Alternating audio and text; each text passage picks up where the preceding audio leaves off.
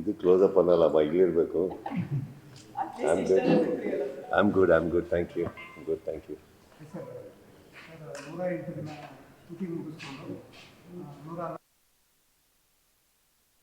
108 ದಿನ ಶೂಟಿಂಗ್ ಮುಗಿಸ್ಕೊಂಡು 111 ಲೊಕೇಶನ್ ಎಲ್ಲ ತಿರುಗಾಡಿ ಫೈನಲಿ ಅಭಿಮಾನಿಗಳ ಮುಂದೆ ಮಾರ್ಕ್ ಕೊಡ್ತಾ ಇದ್ದಾರೆ. ಹೇಗೆ ಅನಿಸ್ತದೆ? ನಿಮಗೆ ಕೇಳಬೇಕು ಹೇಗೆ ಅನಿಸ್ತದೆ? ನನಗೆ ಹೇಗೆ ಅನಿಸುತ್ತೆ ಸರ್ ನನ್ನ ಸಿನಿಮಾ ಬಗ್ಗೆ? I am very happy. ಅಂದ್ಕೊಂಡಂಗೆ ಮಾಡಿದ್ದೀವಿ. It's not easy. ಎಲ್ಲದೂ ಪ್ಲ್ಯಾನ್ ಪ್ರಕಾರ ನಡೆಯಲ್ಲ.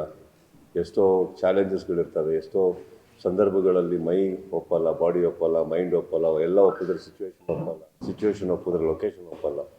ಇದೆಲ್ಲ ಸರಿ ಇದ್ದರೆ ಜೇಬ್ ಒಪ್ಪಲ್ಲ.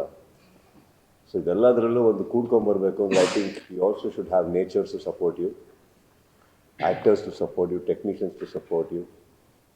ಅಲ್ಲಲ್ಲೇ ಸುಸ್ತಾಗ್ತಾ ಇರುತ್ತೆ. ಐ ಥಿಂಕ್ ಆವಾಗಲೇ that is the time when you tell yourself one more step. It's not easy.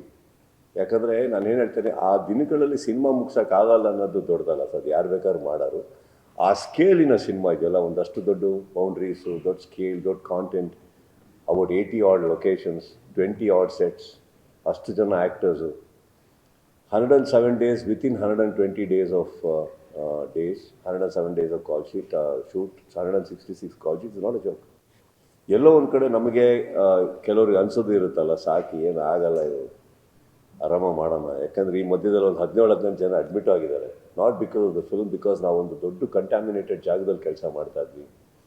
V are very, health was not supporting, but they are also we have pushed. It takes lot. Sir ಯಾಕಂದರೆ ಈ ಪ್ರಶ್ನೆ, ಯಾಕಂದರೆ ಇಷ್ಟು Young stars ಅಂದರೆ technician ಆಗಿ ಬರಬೇಕಾದ್ರು ಕಾಯ್ತಾ ಇದ್ದಾರೆ. ಏನು ಮಾಡಿದ್ರು ಅಂತ ರೋಬೋಟಿಕ್ ವರ್ಕು ಇಷ್ಟು ಫಾಸ್ಟಾಗಿ ಕೆಲಸ ಮಾಡಲಿಕ್ಕೆ? ರೋಬೋಟ್ನ ಕ್ರಿಯೇಟ್ ಮಾಡಿದ್ದು ಮನುಷ್ಯನೇ ಸರ್. ನಾವು ಕರೆಕ್ಟ್ ಆಗಿದ್ದಕ್ಕೆ ರೋಬೋಟ್ ಕ್ರಿಯೇಟ್ ಆಗಿರೋದು. We should be fine. Why are we depending on robots? I think ನಮಗೆ ಅದು ಕೆಲಸ ಮಾಡೋ ಕೆಪಾಸಿಟಿ ನಿಮಗಿದೆ, ನನಗಿದೆ.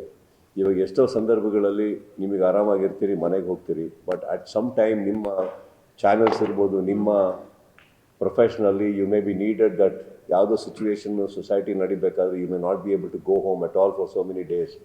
Don't you think a particular ಟೈಮಲ್ಲಿ you will give in everything? Correct? So it was like that. ಇವಾಗ ಈ cinema ನಮ್ಮ ಮಗು. ಸಪೋಸ್ ಒಂದು ತಂದೆ ತಾಯಿಗೆ ಮಗು ಆಗಲಿ, ಈಗ ನನಗೆ ನನ್ನ ತಾಯಿ ಹಾಸ್ಪಿಟ್ಲ್ ಇರಬೇಕಾ ತೊಗೊಳೋಣ. ಆ ಸಂದರ್ಭದಲ್ಲಿ ಮನೆಗೆ ಹೋಗಬೇಕು, ಸ್ನಾನ ಮಾಡಬೇಕು, ರೆಸ್ಟ್ ಬೇಕು, ಹೊಟ್ಟೆನೂ ಹಸಿತಾ ಇರಲಿಲ್ಲ. Because all I was bothered is prayers and my mother. How different is this cinema? ಅದಕ್ಕೆ ನಾವು ಏನು ಬೇಕೋ we will give everything, because ಅದು ನಮ್ಮದು ಕೊಡಬೇಕು ಅನ್ನಿಸ್ತು. ಆ್ಯಂಡ್ ಸೆಕೆಂಡ್ಲಿ ಆ ಟೈಮಲ್ಲಿ ಬರಲಿಲ್ಲ ಅಂದರೆ we are going to lose out on a lot of holidays.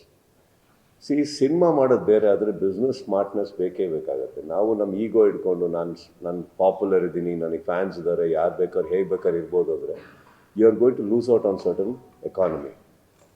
ಈಗ ಕ್ವಾಂಟಮ್ ಅಮೌಂಟ್ ನಾವು ಹಾಕಿರಬೇಕಾದ್ರೆ ಫಾರ್ ದಟ್ ಟು ರೆವಿನ್ಯೂ ಅಲ್ಲಿ ವಾಪಸ್ ಬರಬೇಕಾದ್ರೆ any cinema with a great budget ನಮಗೆ ಆ ಹಾಲಿಡೇಸ್ ಬೇಕಾಗುತ್ತೆ, ಟ್ರಾಫಿಕ್ ಕಮ್ಮಿ ಇರಬೇಕಾಗುತ್ತೆ ರಿಲೀಸಸಲ್ಲಿ. ಸೊ ಅದೆಲ್ಲ ಯೋಚನೆ ಮಾಡಿದಾಗ I could not C beyond December 25th.